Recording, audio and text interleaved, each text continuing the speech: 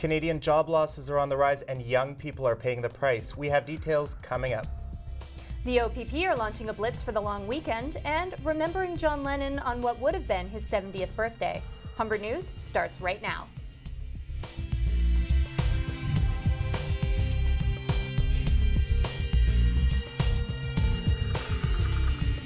Hello, it's Friday, October 8th, 2010. Welcome to Humber News, coming to you from the Broadcast Centre here at North Campus.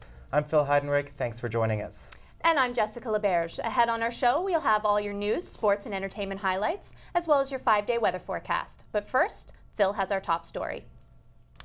Job losses were on the rise last month, according to Statistics Canada. The Canadian labour market lost a total of 6,600 jobs in September. Ontario had the biggest loss, with almost 23,000 less people looking for work. Statistics Canada says the drop is due to less young people aged 15 to 24 actively looking for work. Today's numbers on Canadian employment show a majority of the jobs lost were part-time. The loss in jobs for young people means employment levels for 15 to 24-year-olds remains at the level it was 1 year ago. Here at Humber, the Career Centre is still filled with students having a difficult time finding work. Health and fitness student Ramses Morales says he has been looking every day. But it's pretty difficult right now, like all the positions are already taken. So I guess I just have to work on it.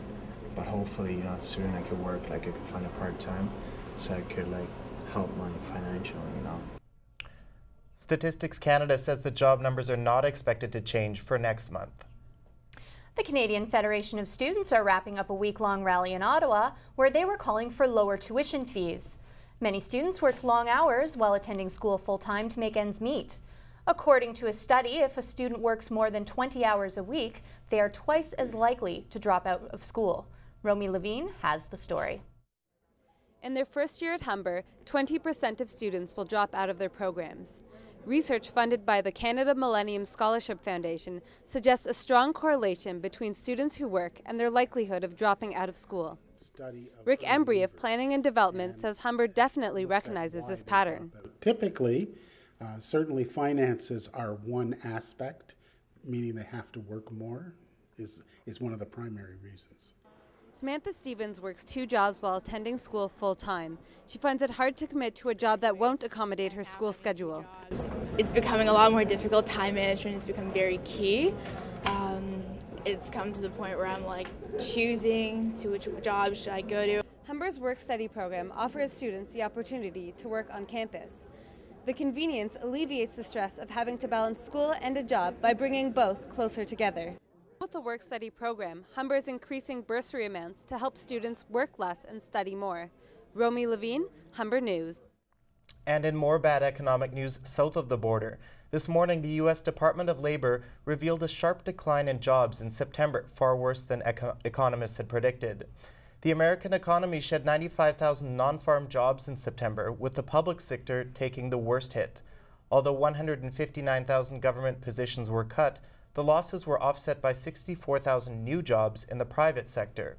The report also highlights an increase in the number of Americans who've given up looking for work. The American economic recovery that started in June 2009 has slowed considerably over the last few months. And back in Toronto, Rob Ford says he can create a net surplus of $1.7 billion in his first term if he's elected mayor. Ford said today he will cut city spending by over $500,000 a year and partly use the money to pay down the city's debt. The bulk of the savings are supposed to come from staff layoffs and eliminating the city's fair wage policy. The frontrunner for mayor has also created plans to raise $1 billion to offset reductions in the city's budget by selling city assets. Ford says he will also improve childcare, senior services, affordable housing, and make the city more accessible to people with disabilities. A woman is fighting for her life at Sunnybrook Hospital after being hit and dragged by an SUV. Police say the 42-year-old woman was crossing Doris Avenue in the Yonge and Sheppard area when she was struck.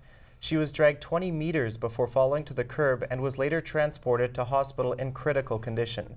The driver remained at the scene when police arrived and is assisting in the investigation. Police are looking to see if the victim was using the marked crosswalk at the time of the crash. No names have been released. And Yonge and Dundas Square is back to normal today after yesterday's NHL face-off party. Go Leafs, go! Crowds gathered at Dundas Square to enjoy the great weather and celebrate the new hockey season. There was lots to do with hockey-related games, letting the public get closer to the action and practice their stick handling. With bands Down with Webster, Hey Rosetta, and Headley ended off the celebrations with an open-air concert. As the festivities ended, so did the game, with a win for the Leafs. And you know it's a long weekend when the OPP launches a blitz. Operation Impact is kicking off, aiming to crack down on impaired and aggressive driving, as well as seatbelt violations.